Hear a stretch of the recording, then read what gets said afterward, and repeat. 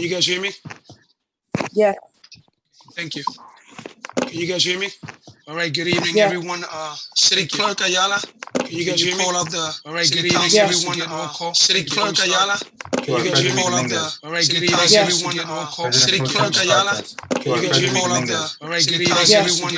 City Clerk Ayala, she says, can you guys hear me? Call out the, all right, good evening, Yes. everyone. City Clerk Ayala, she says, can you guys hear me? Call out the, all right, good evening, Yes. everyone. City Clerk Ayala, she says, can you guys hear me? Councilor Sarai.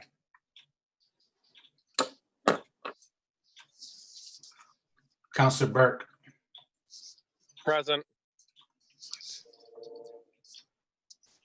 Councilor Booker Jr.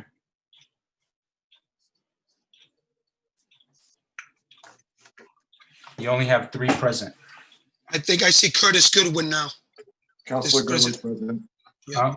Okay. Yep, thank you. You have a quorum. So that makes 4 of us.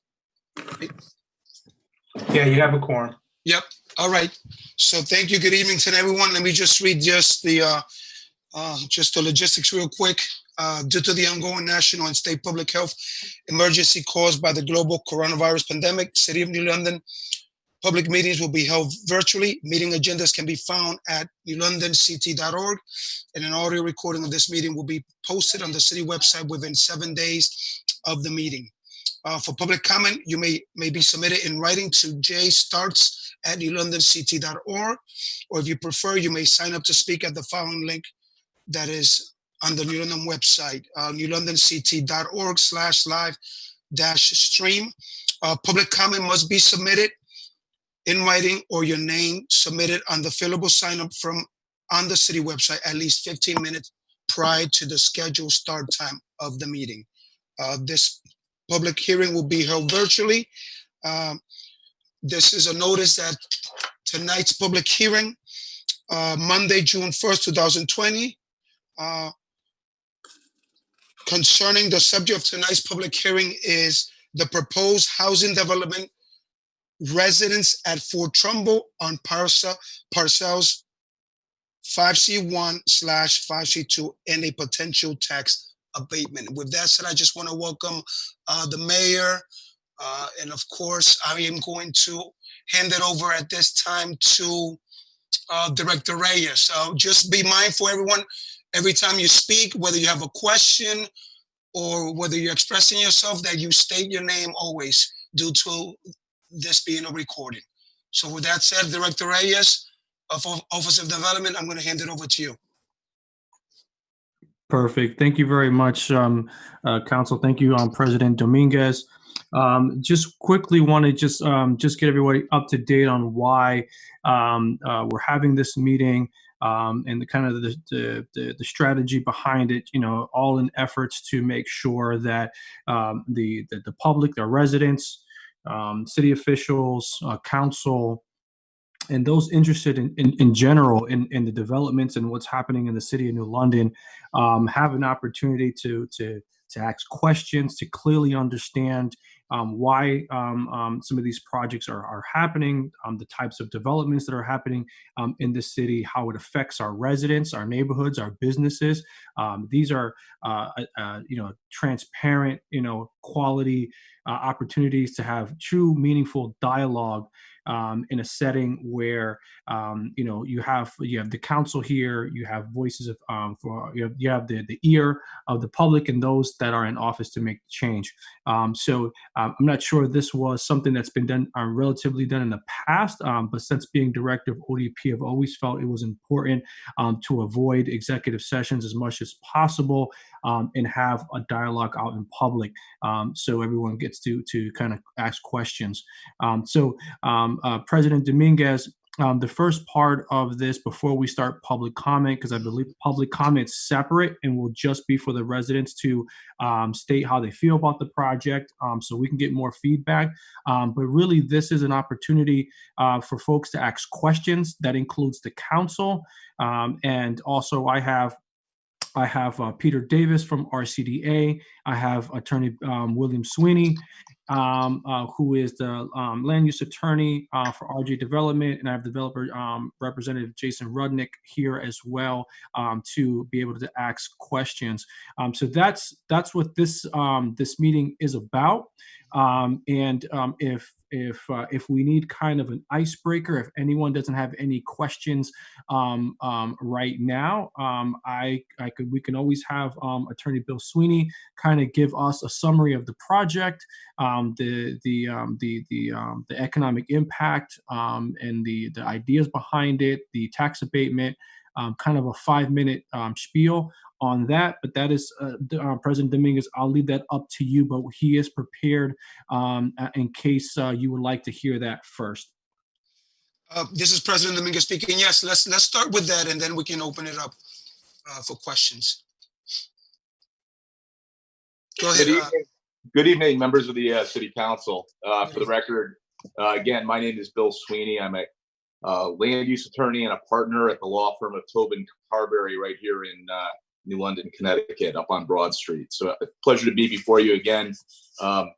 Director Reyes made it very clear to me if I was asked to do a presentation to make it very brief and just sort of hit the highlights. I know many of you were actually, if not all of you, were in attendance for the Economic Development Subcommittee meeting that we had last month, and where I did a much more detailed presentation of the project. As Mr. Reyes indicated, I represent RJ Development and Advisors, which is a development company based in New Haven. Jason Rudnick is its principal. Jason's here with me tonight as well.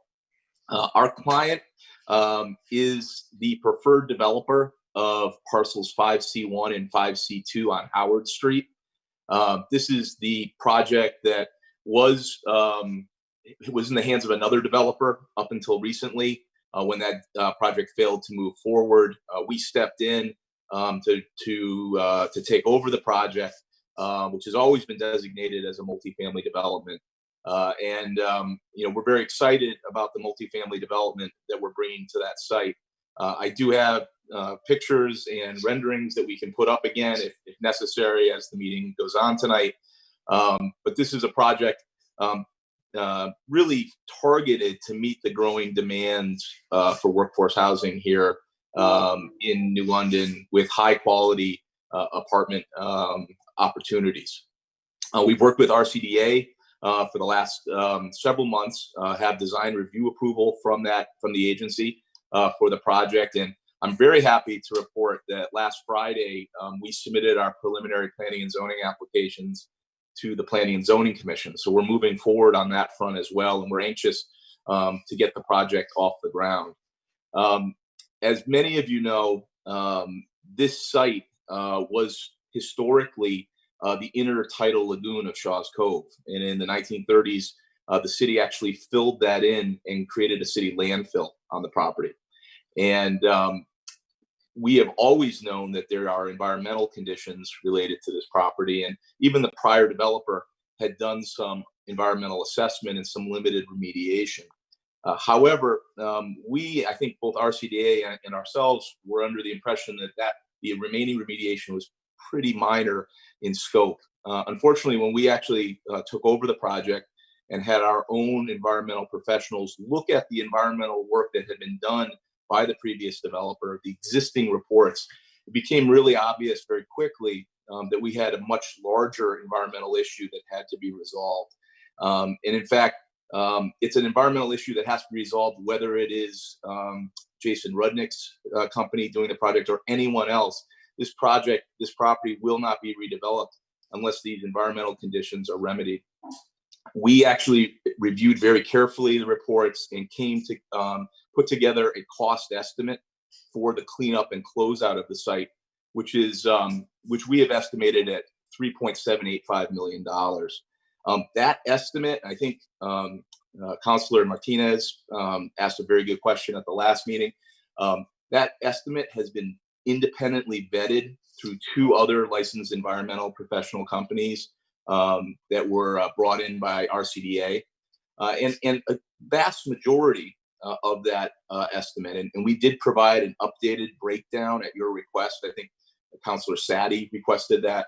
I hope you all have seen that. I can put that up as well at the proper time as well. But the vast majority of that is the engineered control and cap over the landfill that will protect and isolate those materials that aren't being removed from the site and allow us to reuse this for a residential project. That's a big number, though, 3.785, and certainly not something that was in our pro forma. So we, instead of, a lot of times when you encounter that kind of an obstacle in a project, it really threatens the viability of the project altogether. What we have done in working with RCDA and then working with Mr. Reyes and the mayor's office was develop a plan to effectively finance the cleanup through a targeted City and Town Development Act tax abatement for the property. It's really important to realize that these parcels and the L&M parcels, which are part of the project as well, have generated no tax revenue for the City of New London for almost 20 years. Our plan would be effectively to develop the property and to basically pay for this cleanup ourselves, but be able to reimburse ourselves through a tax abatement stretched out over a 20-year period. And it would be an incremental tax abatement. We've submitted a schedule showing that abatement over the 20-year period.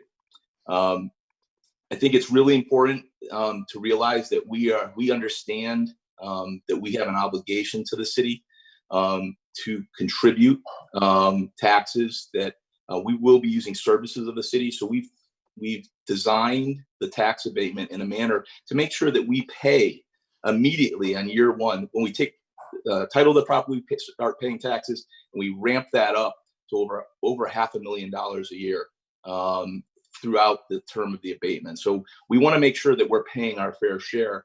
Obviously, we wouldn't be paying the full load of the taxes through that 20-year period, because that's how we're going to basically finance the environmental cleanup that was unexpected and unanticipated. So that's an overview of the project. I can also report that I've been working with Mr. Reyes and the city attorney, Mr. Londrigan, on an actual resolution that takes that schedule that we submitted and puts it into an actual city council resolution that hopefully you will be taking up later in June if you wish to do so.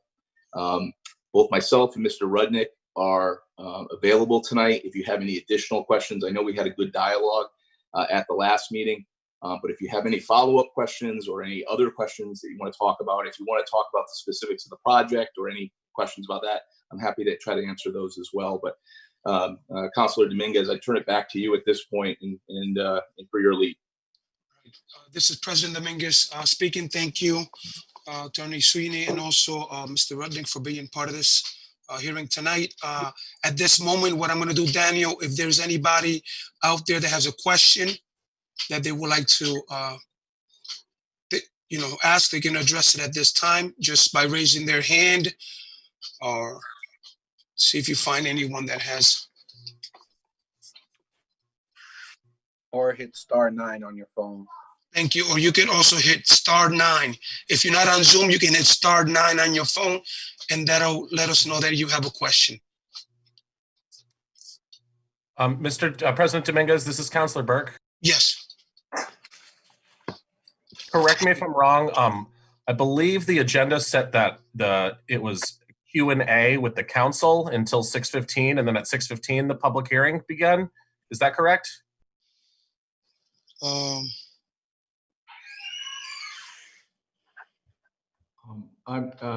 because what I thought it was the public forum, so it's open to the public at this time for them to.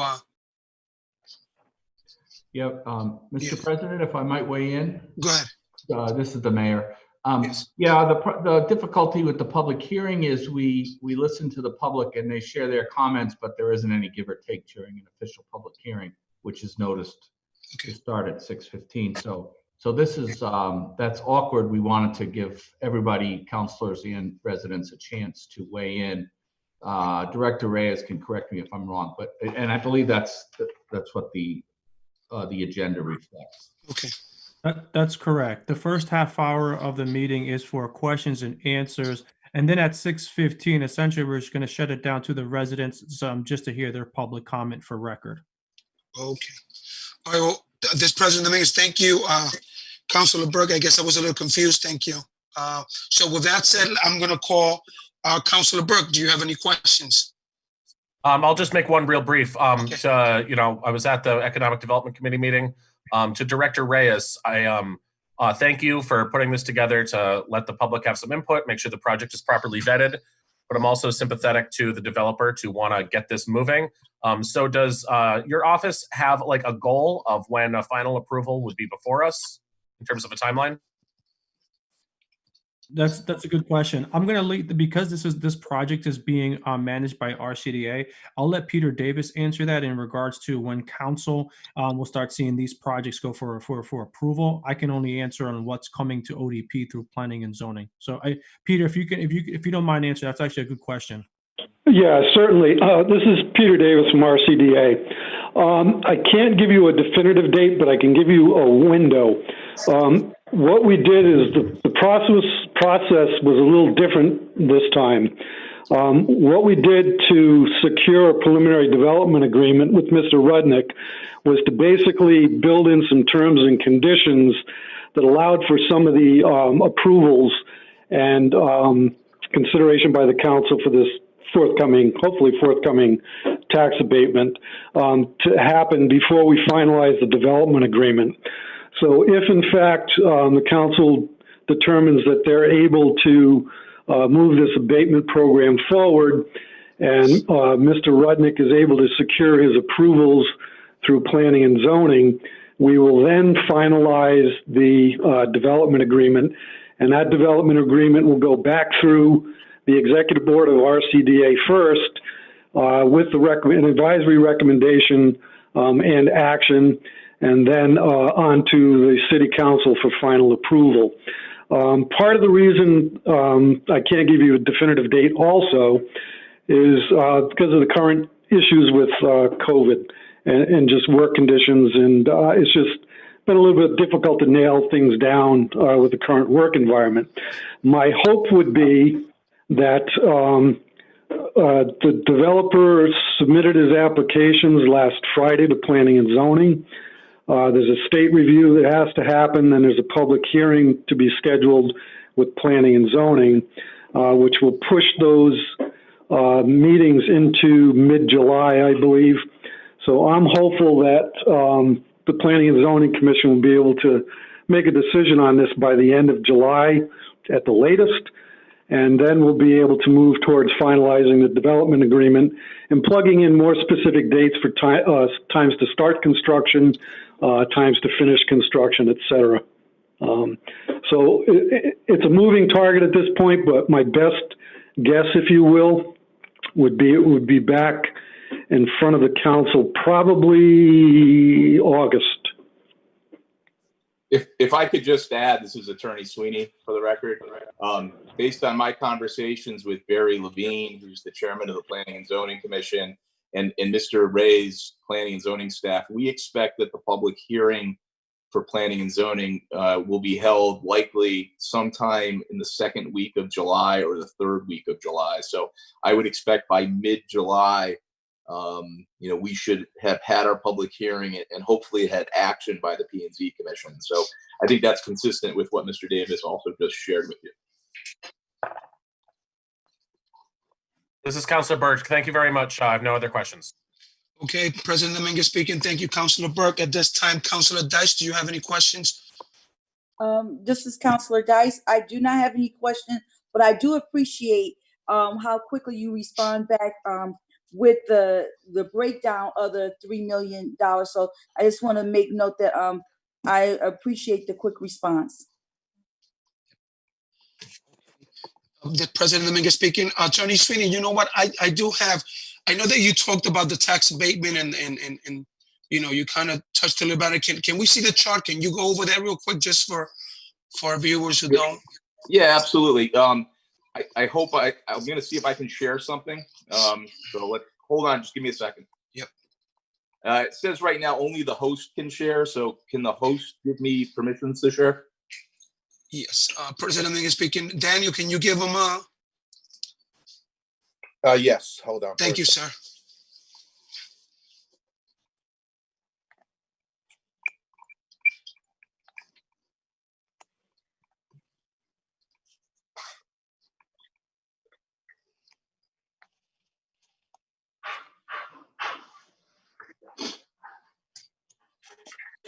President Dominguez, while he puts that up, I just want Yes. to quickly just quickly add a little bit more flavor to the question that James brought up. Peter Davis brought up kind of like the long-term kind of schedule and the approvals for the development agreement. But just want to remind the council that on the next council agenda on the 15th, there will be a CAM for the actual tax abatement. So that's step one for the actual. That's probably one of the approvals that's going to be required for the development agreement. Just an FYI. President Dominguez speaking. Thank you, Director Reyes, for that input. Councilor Dominguez, I'm still blocked out from You're still sharing. blocked. Okay, so this is President Dominguez speaking. Danny, you just let me know. Eventually, we'll keep with any other questions. Let's go to. Not sure if Councilor Sadi is on. Is he on? Okay, Councilor Sadi, sir, do you have any questions for either Attorney Sweeney or Mr. Rudnick? This is I Councilor think John. you'll be able to share now. Oh, Councilor Sadi, can you just hold on? Because I think he's able to share now. Let me go to mine and then because the breakdown is important. I want everyone to see it. There it is. Can everyone see that? I think you got to zoom in a little bit more. There. All right. Yep. So I think just to summarize it, the proposed abatement schedule in the City and Town Development Act agreement that we're proposing, the first two columns, it's a little hard to see on this screen, but the first two columns are construction years, and under those years, there will be the tax abatement schedule doesn't really trigger in those years. Those are going to be while we're actually putting the building up. We won't be paying any taxes on the improvements because they're not complete. And if there is even an interim improvement, it's covered under the existing enterprise zone abatements.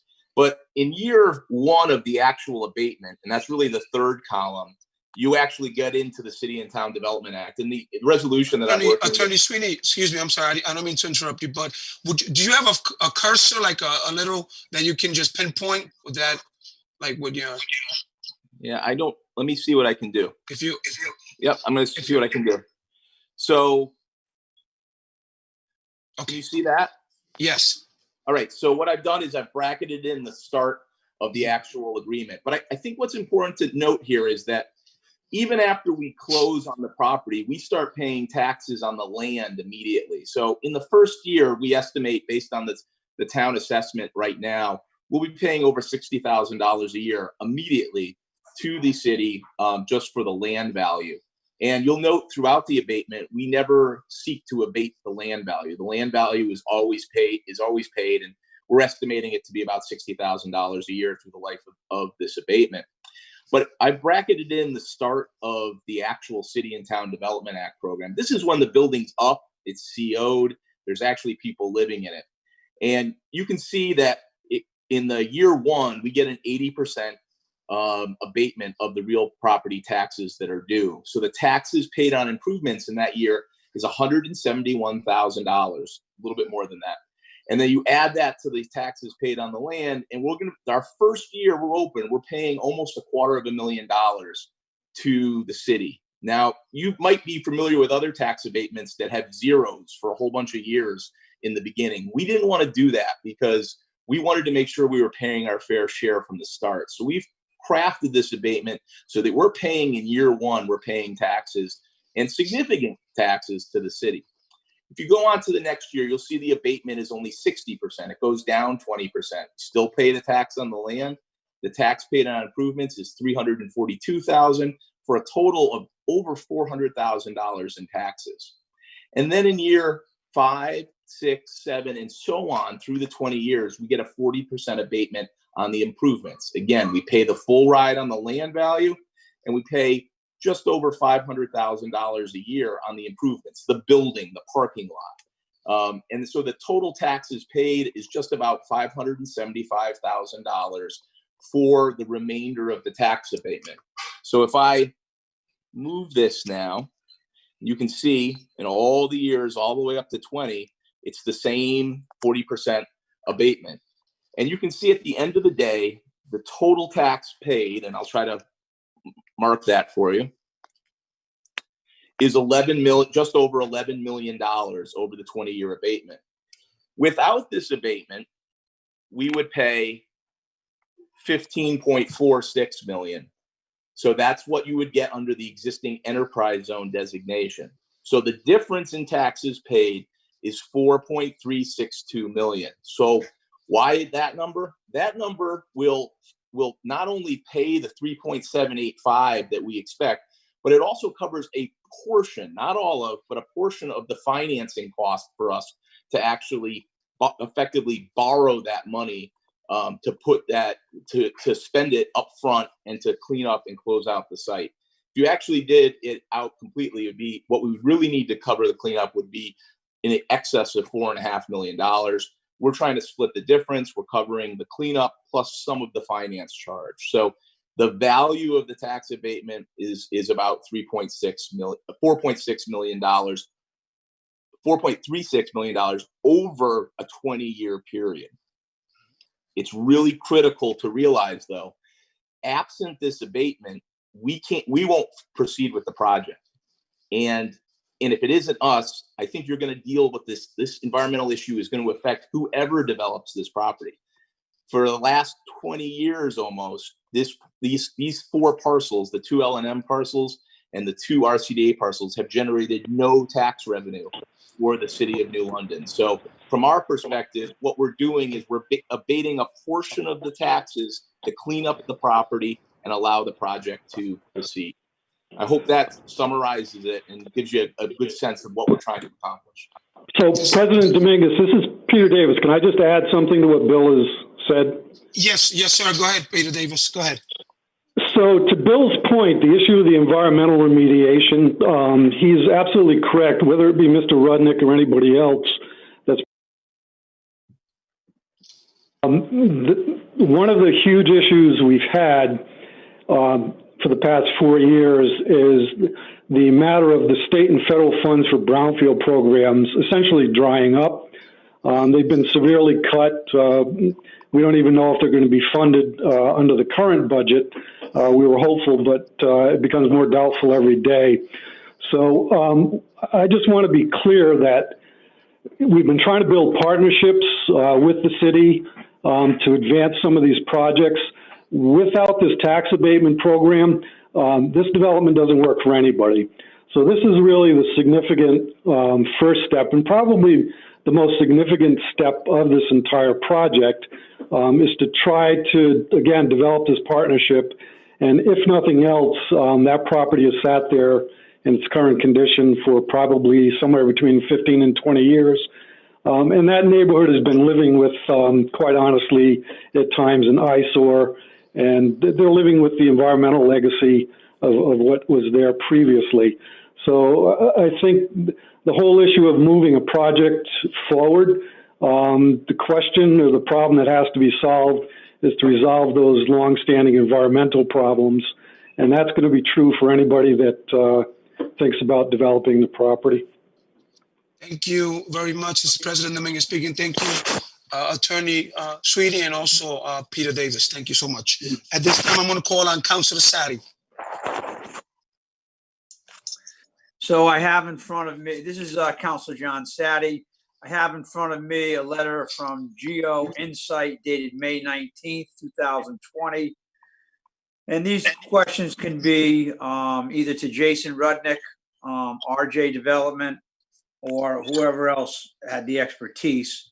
I turn your attention to page number 2, section 4, remediation activities.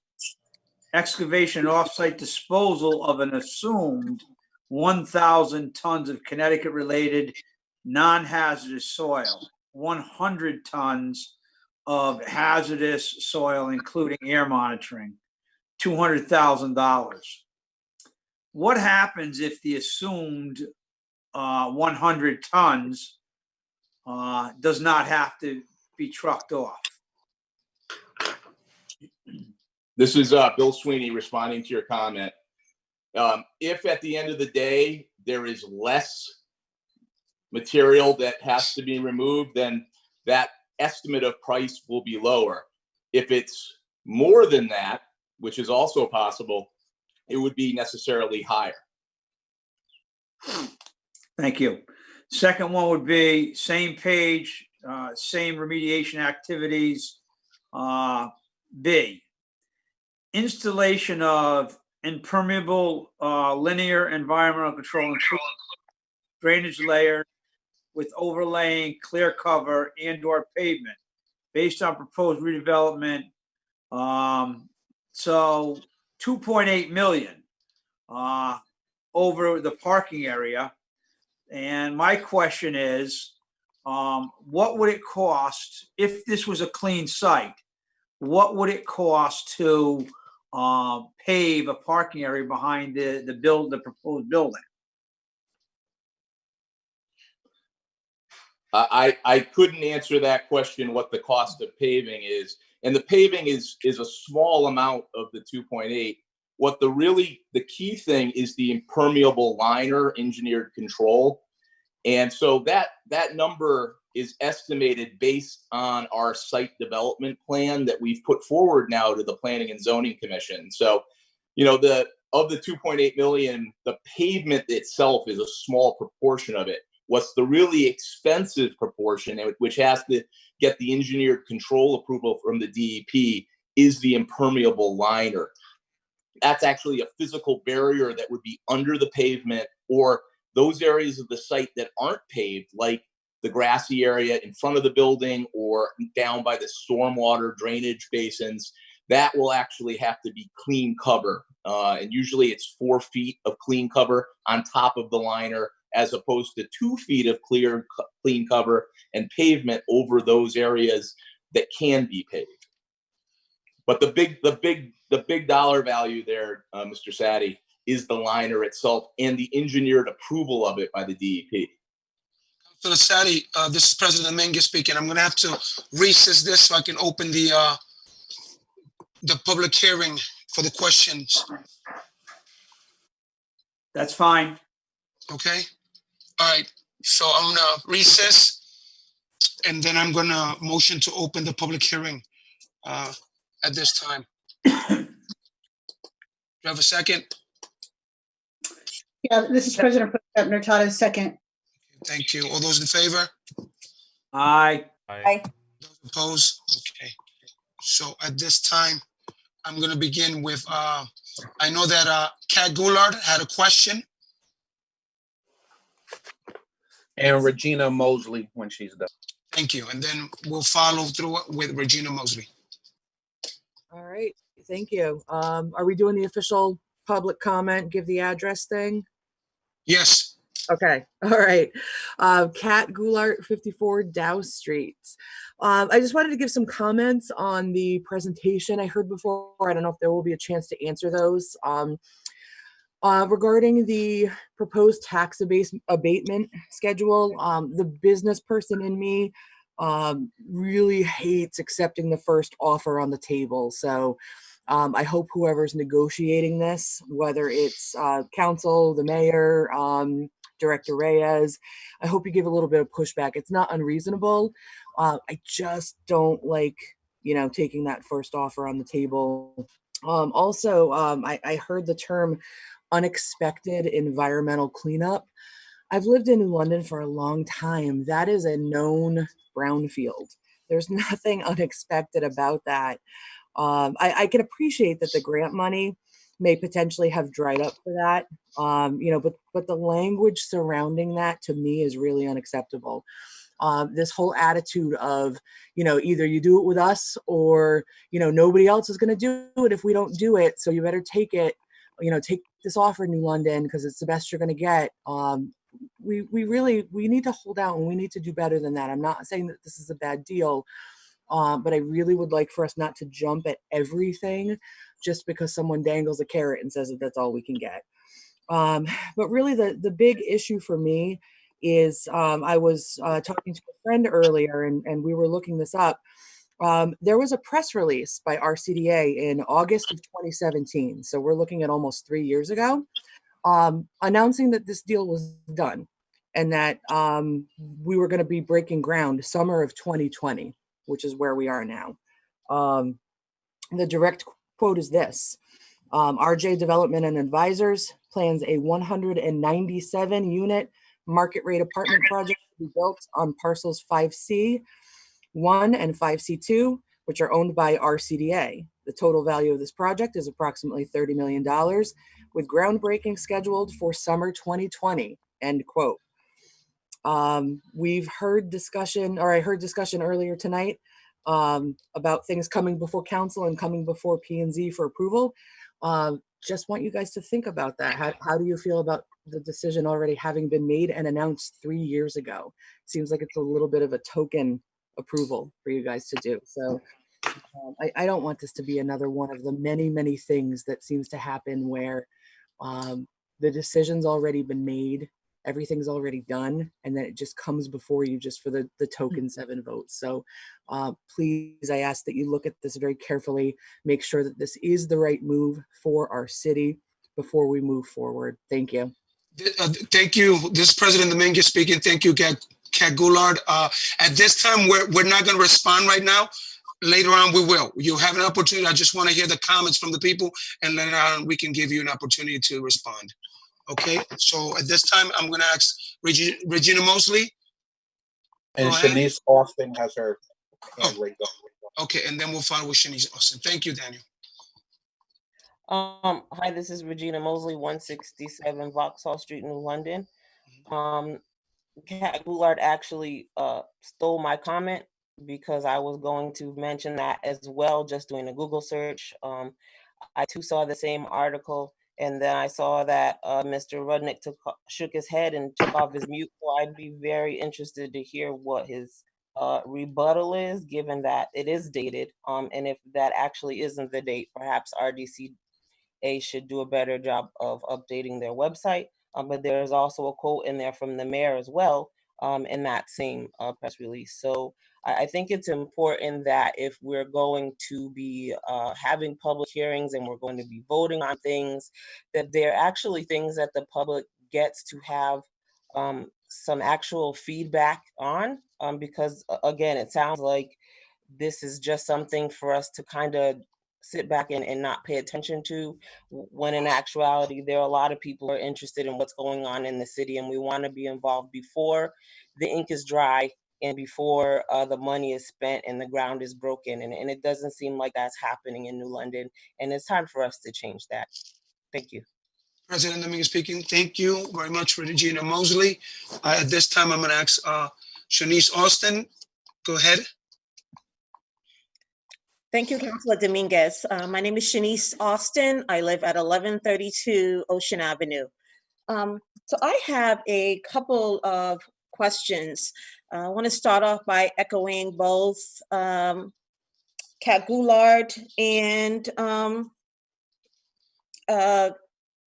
Regina Mosley on their comments, because I also thought this project was a done deal for the city. So it's interesting that is actually something that is still up for discussion.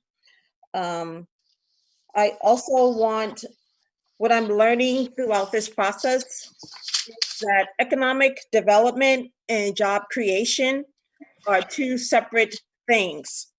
And I would like for the city and for the developers to include job creation as a part of the renewal and development that is occurring in New London. So my question is, are there plans, and what are the plans, and can we make a concerted effort to hire local residents for these construction jobs that will be taking place? Also, with a focus on Black-owned subcontractors, can that also be a part of the conversation? And quite frankly, it should be, whether it's this construction job or other projects that are occurring throughout the city. There needs to be a more concerted effort in aligning jobs with our economic development.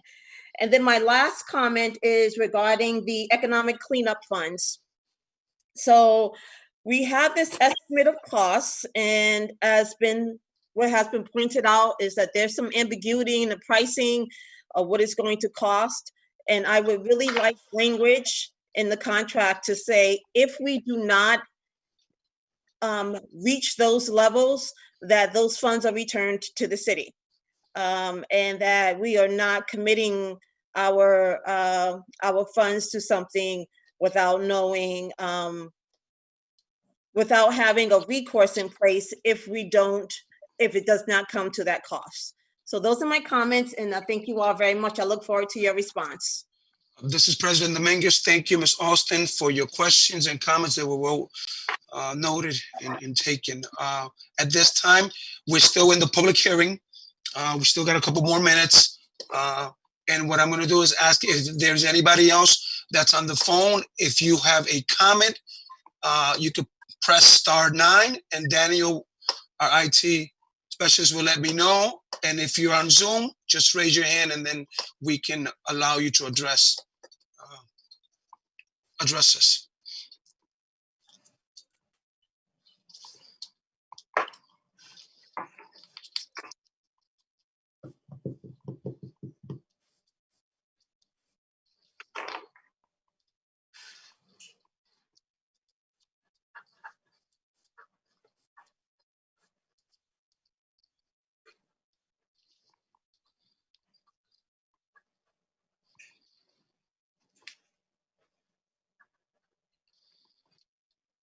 Okay, this is President Dominguez. Seeing none, I'm going to ask Councilor Burke if he can motion to close the public hearing. Motion to close the public hearing. Councilor Dice, can you second that, please? Councilor Dice, second. Okay, it's been seconded. Okay, now all those in favor say aye.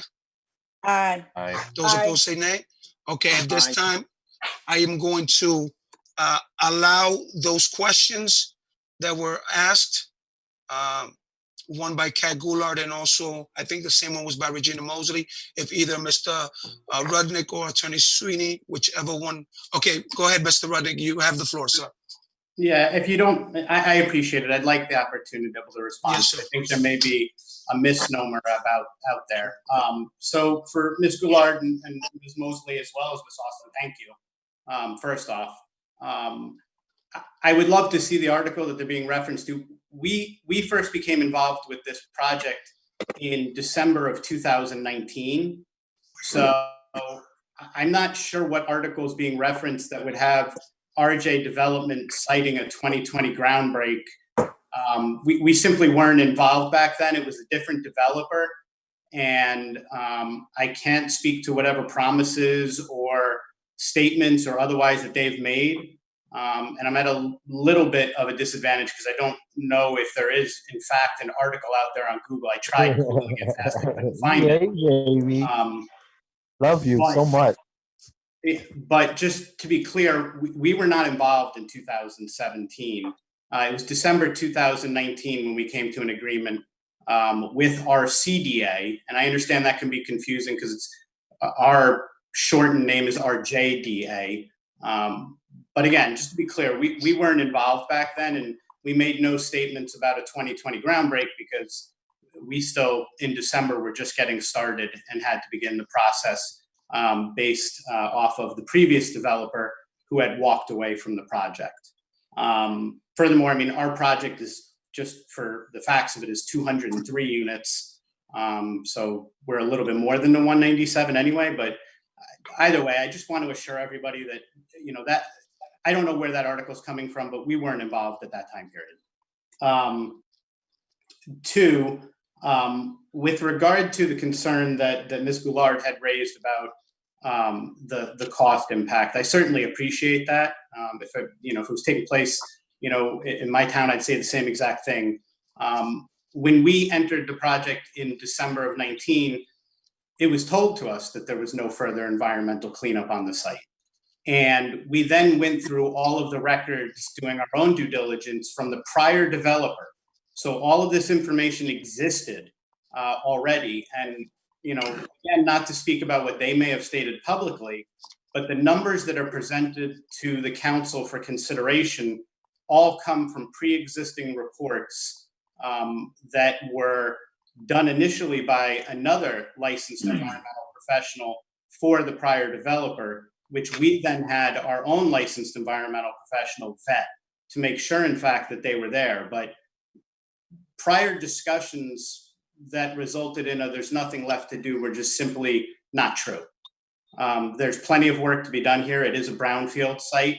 It doesn't have to do with the lack of the brownfield money. It just wasn't finished. And it was presented one way, and the reality is that there's a significant cleanup. I'm not going to stand here and grandstand to anybody with a statement that if you don't do it with me, then tough. That's just not who I am. It's not the way I operate. It's not me as a person. We really want to be able to move ahead with the project. I myself, through family, have ties to New London. So we're hoping we're fortunate enough to work through this. We presented this to the city as a means to be able to resolve an outstanding issue without the city having to go into its own pockets to come up with money. We're going to finance it, and we were going to take a property that generates zero tax revenues for the city right now, and up that to well over $500,000 a year once this is completed. So, in our view, our business perspective of this, we were being able to not only resolve an issue with regard to the environmental, but we weren't going to be skirting our responsibility to pay taxes to the city of New London, which we know is vital to the continued needs of all of the municipal departments, administration bodies, et cetera. So we wanted to make sure that we were participating appropriately. To that note, and Bill Sweeney can speak for himself, but there were extensive negotiations on this, both internally and externally, to be able to get to these numbers that made sense and worked. This wasn't our first offer. We as Bill alluded to, we cut back on the actual costs that we will incur with the financing to be able to get here. Ms. Austin had also raised up 2 points that are very good. One was what happens if you don't spend all the money. I just want to be able to say it just so that it's heard, so that nobody questions it later. These are all based on reports that we have now. And in order to be able to proceed with the development, we need to be able to understand the financial underwriting at this time. The actuality is that the cost may be significantly higher, and it could be lower. We're not going to know 100% beyond the reports and all of the environmental professionals out there who have provided the information until you get into the ground. But at that point, we need to know what we're doing. And that's the way that the development business on our side within our four walls works, because we need to know our numbers before we go out there. We understand that we could have greater exposure, but we're willing to take that risk. And then I just want to say this so that it's heard. RJ Development is a 50% minority owned business, okay? And we take the hiring of locals as well as minority owned businesses very strongly, and it's very important to us. We will on this project have an overall general contractor, but we certainly are going to work with them to try and make sure that qualified subcontractors are able to get to the site. We always try and provide that opportunity, and we could talk about that further. But I don't want it to come across like this is some out-of-towner coming in. As I said, we're a 50% minority-owned business, and this is something that's near and dear to our hearts. Very important. I've worked with my partner for well over a decade, and it will remain that way going forward. This is President Dominguez speaking. Thank you, Mr. Rudnick, for your transparency and for answering these questions. Greatly appreciate it. Absolutely. It's important, and I'm happy to be able to be here to be able to do that. Thank you, sir. Let me see. So at this, we still got a couple minutes. I know that we had Councilor Sadi, you had a couple questions. I think I'll allow you one more, because then I saw Councilor Dice with her hand up, and then we'll go to her. So I believe Attorney Lonergan is on this phone call. Yes, he is. So this is through you, Council President, to Attorney Londrigan. What we have presented in front of us is this going to turn into a legal and binding contract? Yes. Okay, and so then that leads me to a follow-up question. And this would, I guess, be to Mr. Rudnick or to Attorney Sweeney. Under the same May 19th letter, subsection 9, maintenance and monitoring costs associated with the engineering control for an assumed 10 years. Could you explain to me why it would be assumed? I mean, could it be possibly 5 years or less, or it could be more, it's more likely, this is Attorney Sweeney, it's more likely to be more than 10 years. The reason is that monitoring has to be in place until you can show compliance with your groundwater remediation guidance. We think it's going to take the 10 years to reach that through the natural attenuation of groundwater. Give you an idea, I'm working on a project in Mystic. We estimated originally that it was going to take somewhere between 5 and 10 years for the groundwater to naturally go below the remediation standard. We're in year 19 right now. And, you know, my client is still paying the quarterly monitoring bills and sending reports to the DEP. But again, that's the best estimate based on the data that's available by our LEP, and that has been independently verified by 2 other independent LEPs. And so again, we're trying to be fair and reasonable, and I think that's why our CDA took our numbers and gave them to other contractors just to truth them. So if anything, it's probably going to be longer than that, not shorter. Thank you very much. I will save any other questions for later. Thank you very much. Thank you, President Councilor. President Dominguez speaking. Thank you, Councilor Sadi. At this time, Councilor Booker Jr., do you have any questions?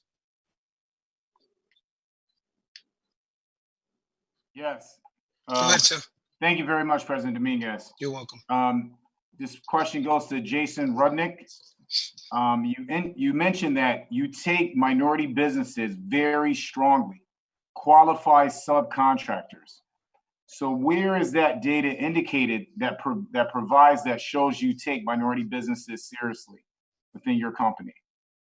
Sure. I mean, I thank you for the question. My response was based upon the experience of prior projects through the years. We've done a lot of work in New Haven, and we've done a lot of work throughout New England, and in qualifying responses from subcontractors. Mostly, to be candid, when we're in more urban environments, we make sure that we give credence to the minority-owned businesses, but they do have to qualify.